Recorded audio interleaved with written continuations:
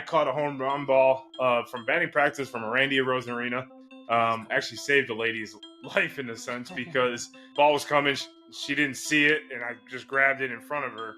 That's one thing. Another thing that I want to hit on is if you're going to go into batting practice, pay attention. Yes. And look. Okay, so don't be on your phone. Don't be talking to someone out there. That's not a place to talk because these balls are humming out there, right? So that ball was coming quick out there. So if she wasn't paying attention, that was gonna hurt if I wasn't there.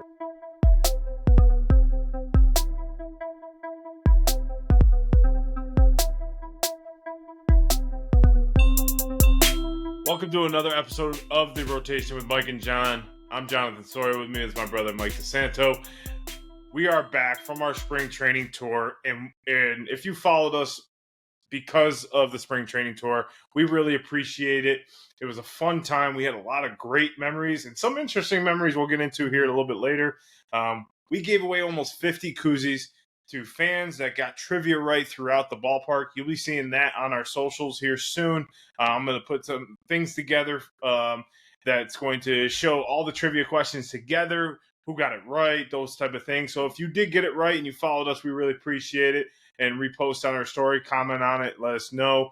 The other thing that we just experienced a lot of great memories from people in the ballpark as well. So we'll dive into that as well.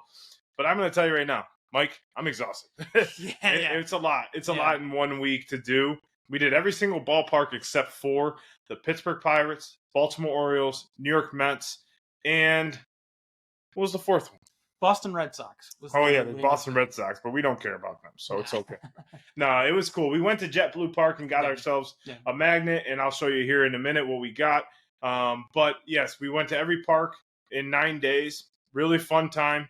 Mike, first time coming down and doing spring training. I went to a few of the spring training sites already. What is your initial thought on the trip overall? It was a super fun trip. It was exciting. From the moment I landed, it was an exciting time to be able to just be immersed in baseball the way we were, see all the different ballparks, see kind of what makes them all different, but also what makes them similar. Some of the things that stood out about them, some of the things we enjoyed about them. I had a really great time. I was happy to be here, and I'm looking forward to potentially doing it on the other side of the country next year. Oh, there's no potential here, Mike. We're doing it next year. So it's a good done deal guarantee. So if you're going to be in Arizona next year, we're going to be out there. We're going to have the rest of the squad out there and potentially have more people with us. Yes. So, but yes, I mean, I agree. I've been to George Steinbrenner. I've been to JetBlue Park. I've been to Dunedin Stadium, the new Blue Jays. I have not been to.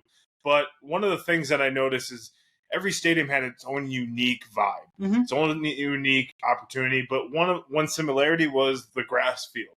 You could go out there with a towel. You could sit in the home run area and really just enjoy the day, enjoy the sun. My one recommendation for anybody that's going to all these stadiums, sunblock. Definitely a lot of sunblock. It is hot. There is a lot of sun. Yeah.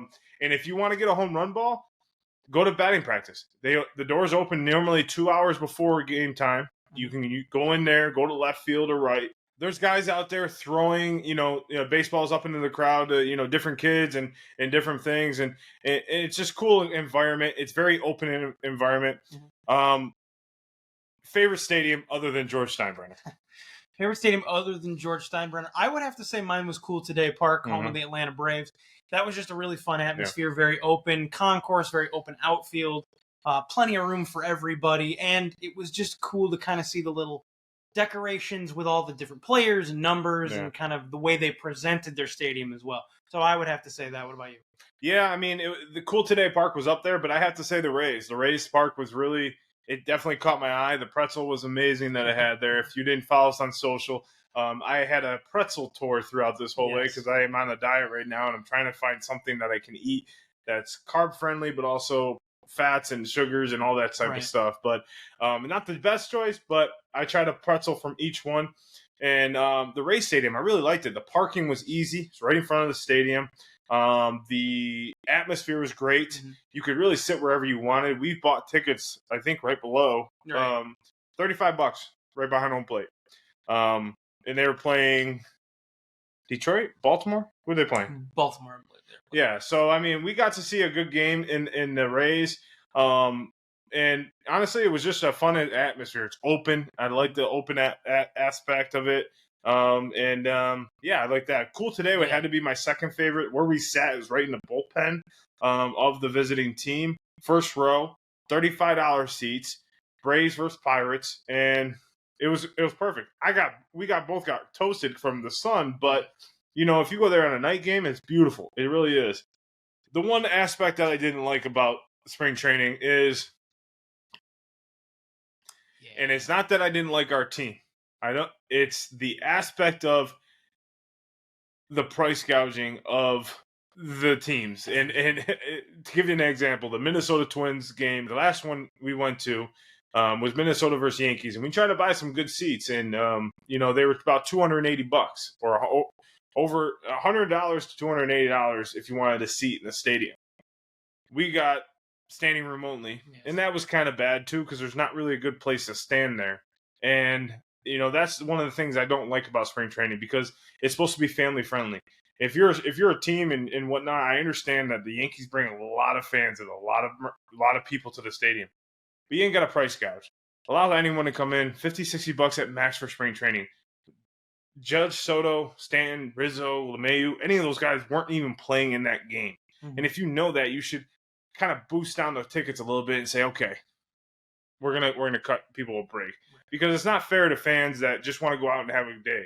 My parents were supposed to come with us and they just refused to come out to the stadium. You're gonna make your money back at the concessions. You're gonna make your money back at the merchandise. But the one thing I really wanted to do is sit and watch the young guys. Right. We got to see some of the young guys. Volpe, Wells hit a home run, hit a bomb, but that's one of the things that I'm disappointed with, and I think that Major League Baseball really needs to step up for spring training because spring training is about family. It's about fun.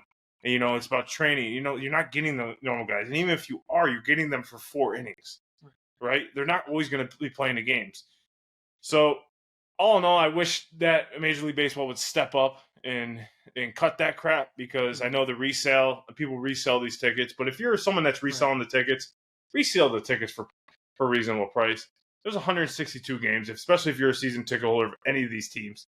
You're going to make your money back throughout the year. So that was one aspect I didn't like about the stadium. George Steinbrenner Stadium, let's just hop into our Yankees talk here. That was an experience. We loved it. I mean, we had a great time. Went out in outfield. I caught a home run ball from batting practice from Randy Rosarina. Actually saved the lady's, life in a sense because ball was coming. She didn't see it, and I just grabbed it in front of her. And that's one thing. Another thing that I want to hit on is I don't mean to take all your time. No. One thing, if you're going to go into batting practice, pay attention. Yes. And look. Okay, so don't be on your phone. Don't be talking to someone out there. That's not a place to talk because these balls are humming out there, right? So that ball was coming quick out there. So if she wasn't paying attention, that was gonna hurt if I wasn't there. So that's one thing. But I caught a ball in the outfield. Mm-hmm. And its overall environment's really nice. We got to sit right behind the dugout. It was cool to kind of see the camaraderie with the players. Saw the Martian, which was cool. Yeah. We got to see Judge, Soto, all the big guys out there. Got to see the Soto shuffle, which was cool. I love George Steinbrenner Stadium. I think it's a great atmosphere. The pricing is not too bad on the tickets, and especially when they're playing the Rays, who was a division foe. Exactly. Thoughts on George? Yeah, so for me, it was when I walked in, it had that Yankee vibe to it. Like you could feel that it was a Yankee stadium. Yeah. But it had its own unique thing to the normal Yankee stadium that we both were able to go to a couple years ago together to see a game. And so for me, someone that's, massive Yankee fan all my life, grew up, that has never been here before, had never been to the stadium before, it was a one-of-a-kind experience. And I was very excited going in. I was so happy with the experience coming out of it. Got to see a great baseball game there, too. So I just loved it. I loved every bit of that experience.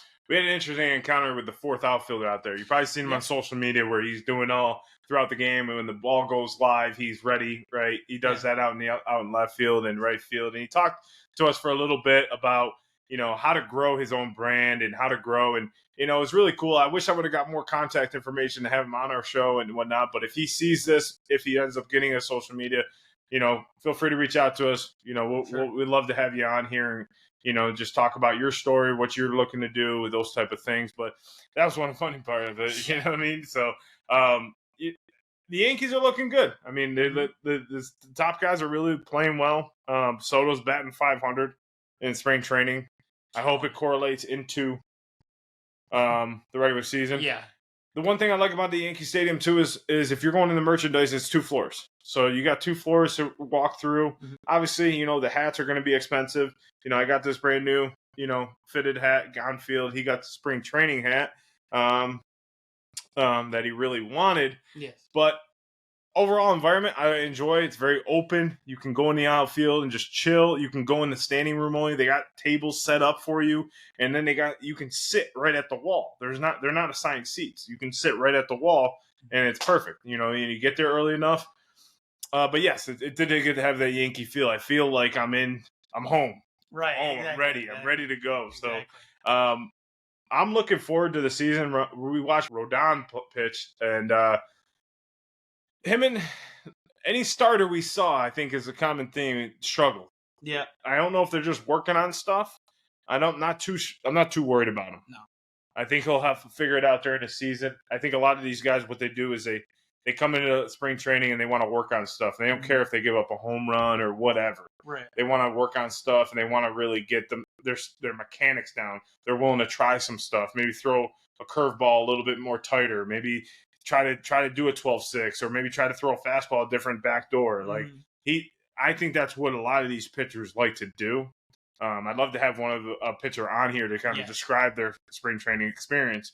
But one thing that I noticed from Rodon is he managed trouble well. Mm-hmm. He managed trouble well. He got guys in runner scoring position and he battled his way out. And that's what's going to have to happen in the regular season is him battling himself out. Thoughts on the game and everything? Yeah, so with Rodon, and we also got to see Nestor against Minnesota on the road. Nestor struggled. Both of them had their moments where they had some issues. But what I noticed to me is those guys are 2 guys that dealt with some pretty serious injuries last year. And so it was to me that it looked like their mechanics weren't fully back yet. Or at least they were, like you said, they were trying some stuff. They were working on their mechanics and how to throw different things and getting back into the swing of things. So, yeah, I'm not concerned either. I think if this was, the middle of June and they're throwing like this, it's like, okay, now we're starting to get... Yeah, not even then. I mean, not even then. I think, if we're in August, that's when I'm concerned. I'm not concerned in the middle of June. Middle of June, they're still working on their stuff, in my opinion. They're not playing. They're not pitching full season. Yeah, but you can get behind the 8 ball. Nah, you can and you can't. You can and you can't. I think that, they're going to be okay. They're not relied. They got Stroman in there, who's been looking great as of late. Yeah. But, I mean, my overall vibe, people are very happy, go friendly in the stadiums. And that's one thing that the parking's pretty easy. It's right across the street. You got to walk over the bridge. It's a little bit of a walk. So if you do have trouble walking or whatnot, it is a little bit of a walk to get across. But that's what I noticed in multiple of the parks is that parking was very easy except one. Right. But get to the stadium early. A lot of these places have you can go watch people pitch across the street from the stadium. You can watch warm-ups. You can go get a ball from one of the players. You can get yourself accustomed just to the area and go to the team store, do stuff like that. So. Overall, the Yankees, I'm not worried about. Thank you, George Steinbrenner, for a great experience. It was awesome. Again, I loved going there. If I still lived in Tampa, I would probably try to get season tickets to the spring training tickets for the entire time. But let's just hop right into our stadium talk. So start out in Houston, Washington. And the biggest thing with Houston and Washington is it's very open. Right, you have a lot of room to go, stand around, do things. Pricing on all the concession stands are very normal, right? They're going to be $10 for a beer, $6 for a pretzel, $6 for a soda. You're going to spend some money. So, but the tickets aren't that bad. Standing room only is only like $25, $30. We got in for like $20, which is cheap. Yeah, very cheap. Yeah. But when I'm looking at the Astros and Nationals Park, parking's right there. I give that stadium probably an 8.5. Yeah, I would probably put it at about an 8. maybe a 7.5. Very open. Nothing too flashy about it, but that's a good thing. I think it was easy to navigate the park. The concourse was where everybody was walking was very open. There wasn't really a lot of people getting in each other's way, which was great. But the concessions are prices are normal, and I enjoyed my experience there. It was fun. That was I think it was good to start our experience, our whole tour with just some left field like lawn seats. Yeah, it was really nice to be able to be around the fans and be able to interact with them and things like that. So I had a good time. Yeah, about an 8. I put it an 8. We got to meet up with Baseballisms. We're gonna tag them here in this, but Baseballisms is a brand that is hugely growing throughout baseball. Mm-hmm. I got myself a nice Ken Griffey hat. Mike got a Vince Scully and the Griffey hat as well. But very nice store. Got to meet Zach, who was working there and manages there up in Cooperstown. We're want to talk with him about coming on the show and doing some opportunities like that. But really fun store, good atmosphere. I wish they were at more parks. They were just at that park that I saw. But Houston and Washington was great. I mean, obviously we don't really like Houston, but the one stadium I had to say that was kind of a struggle was Dunedin and the new Blue Jays Stadium. The reason why is because we didn't plan correctly. We should have got there early. And when we got there, I dropped Mike off, let him go get the tickets and everything, and I tried to go find parking, and the parking was atrocious. It was bad. I had to park about 1.5 miles away in order to get decent parking. It was on some guy's lawn. So if you're gonna go to Dunedin, here's my recommendation. What you do is you go there about 3-4 hours before. If it's a night game, go there, go to the beach, enjoy your time at the beach, or go to a restaurant, a sports bar, enjoy your time at the sports bar, and then walk over to the game afterwards. Because parking is going to be a bitch. At the end of the day, it's going to be a bitch to get in and out if you go there an hour before, even an hour and a half before, because people are just packing that stadium. It's a beautiful stadium, but my other recommendation is buy seats. Standing room only is not ideal. It gets very crowded. The outfield is very shallow. There's not a lot of depth. At least with other stadiums, there's depth in the forward, but there was no depth going forward. So that's my recommendation on that stadium. Yeah. Other than the Dunedin one, was there one that you're like, dang, this stinks? Actually not really. There wasn't really the Dunedin one, like you said, parking. You got to getting there early solves a lot of your issues. As far as parking, the concourse in the outfield can get a little tight. So you're going to want, like you said, going to want to get seats. If you do get standing room, get there early.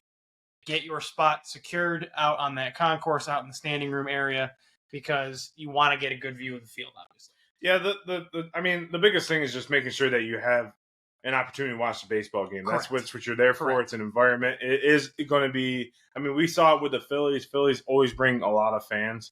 So I think if we go to like a Pirates game, it might not be as much.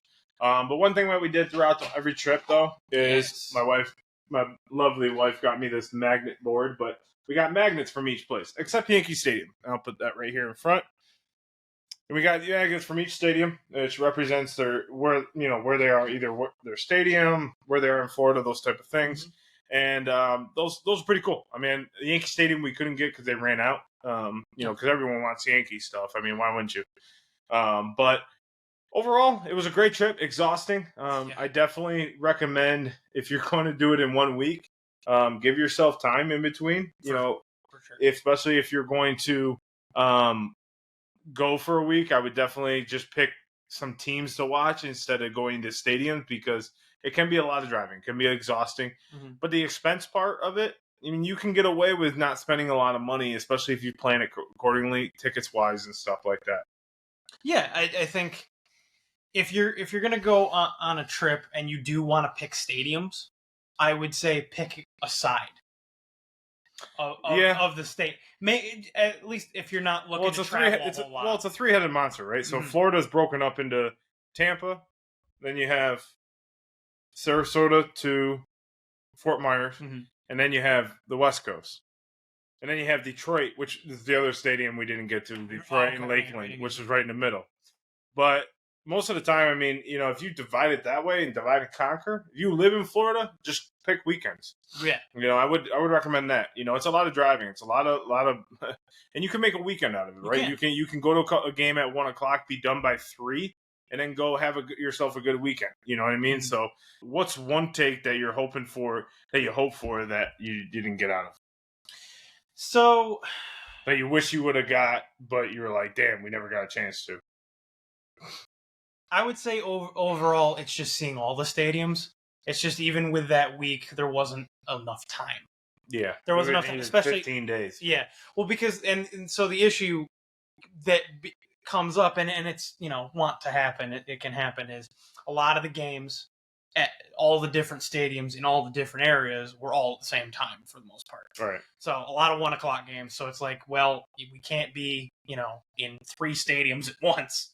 And a lot of them, even though in those areas the stadiums can be close together that are playing at one, it's still enough travel that it's hard to okay, we'll go here for 3 innings. Here's the thing, right? We could have done this. We could have done this better, though. In my opinion, we could have Friday and Saturday where we were supposed to be in. We realistically, Friday and Saturday, we were done. We were done mentally. We were done exhausted. Yeah, it's a lot of... We could, but we had planned on the schedule to do a doubleheader in both days. Yeah. Which would have eliminated. We would have been down to 2 stadiums. Right. Or no, 3 stadiums total. Detroit, New York, and then Boston was never going to happen. Right. So Boston Stadium was never going to happen. It just never lined up anywhere in our schedule. Right. It's not that we didn't, as Yankee fans. I've been to JetBlue. He has not, but JetBlue is a beautiful park. I've been there. It's very nice. If we would have started on the West Coast and started this week and started on Friday, Saturday, Sunday, we would have done the double headers because we would have had a lot more energy. And that's why I was saying that I think we just ran out of gas. Yeah. If you're going to do double header days, if you're going to plan on double header days, make them at the beginning of your trip when you're fresh.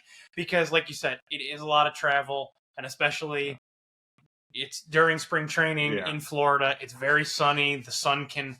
Anybody that's been out in the sun a lot knows how much it can drain you. Even if you keep yourself hydrated, you could be down in waters and keeping yourself hydrated. That sun is still going to sap your energy. So, put your double headers at the beginning. To give you an idea, I did my BMI on after one of the games. I drank 2 gallons of water that day, and I was still 48% of what my water should be. And I should be at 60 to 70% every single day. So, to give you an idea, that's how much water I was drinking at the stadium.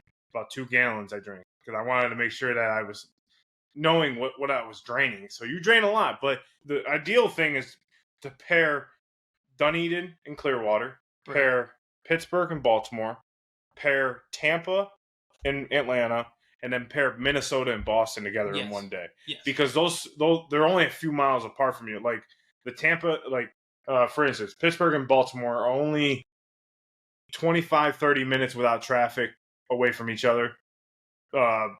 Minnesota and Boston, right down the road. Literally 6 miles down the road from each other. Same with Tampa and Atlanta Stadium. They're only about 20 minutes away from each other. So you could realistically do that in one day. It's just, I would suggest if you're going to do a tour like we did, do those double headers in the beginning. Start on the West Coast and work your way. Because then after you go to Tampa, Tampa's kind of secluded. Then Detroit, very secluded in Lakeland. New York, we never got to because that's 45 minutes. And then you can do a double head. What you could pair together is a Miami-St. Louis, which we tried. Right. Got rained out. And then a Washington-Houston, and then you could be done. Right. Because Washington and Houston share a stadium. St. Louis and Miami share a stadium. And then realistically, you could get that in one day. If you really wanted to. You could go watch St. Louis and Miami play and then go 20 minutes south to watch Washington and Houston. Right. That's if you really want to do that. But realistically, you can do the double headers if you really want to. You can make it happen in 9 days. It's just got to all pair together, and you got to plan yourself. Yeah. It's all but when we go to trivia, we went to trivia. That's enough about the stadium talk and bullshit that we no one gives a shit about what we think about a stadium, right? But we did some trivia throughout the stadium. We really appreciate everyone taking time to speak with us about it. It was cool to see some people's memories, especially at the Pittsburgh one. We met a guy that, his dad played with Roberto Clemente. My question was, who wore number 21 for Pittsburgh? Because sometimes when you do a number, people are like, I don't know, I can't remember. And second guessing, So that was fun to do some of the trivia. We gave away a ton of koozies. I don't have one with me, or I would show it. But that's our goal for the future, is just kind of continue to do these stadium tours and get ourselves out there. The biggest thing I'm looking forward to, is the growth opportunity throughout this podcast. I mean, realistically, podcasting is something that's huge nowadays. And when you want to, there's no secret about this, right? That's one thing we were talking about with the fourth outfielder in Yankee Stadium. There's no secret behind this. Mm-hmm. It's work, research, and getting yourself out in the community. And that's what we tried to do this past week. Mike, any final thoughts heading into our week?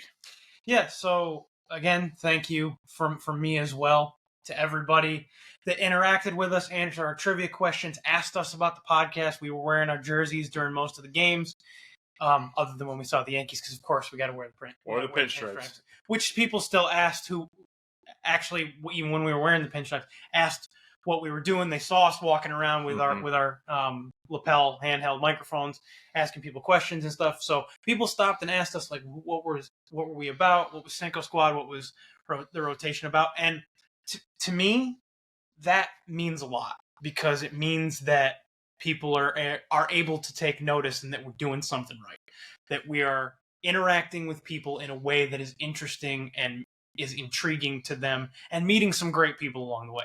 I can't tell you the number of great conversations I had inside and out of the trivia sections that we did with baseball fans of all teams, even teams that are over in Arizona. Everybody. Awesome. we were talking with some Red Sox fans, and I was just shooting the shit. Yeah. And realistically, the rivalry's there, but my wife and I are she's a Red Sox fan and I'm a Yankees fan. So, we get along, we got married. So I think realistically we're fine. Yeah. But